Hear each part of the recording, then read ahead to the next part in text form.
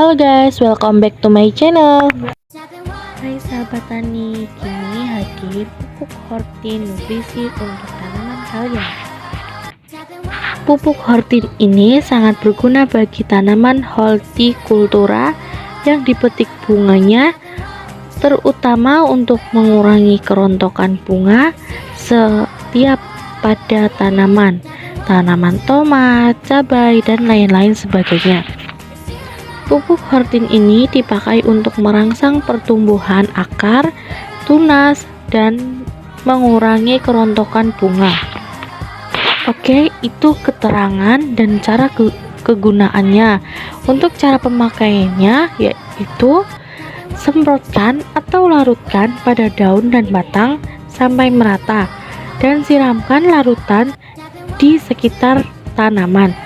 Untuk lebih jelasnya bisa dilihat di belakang atau di label botolnya ya. Oke guys, jangan lupa diklik link yang ada di bawah ini ya.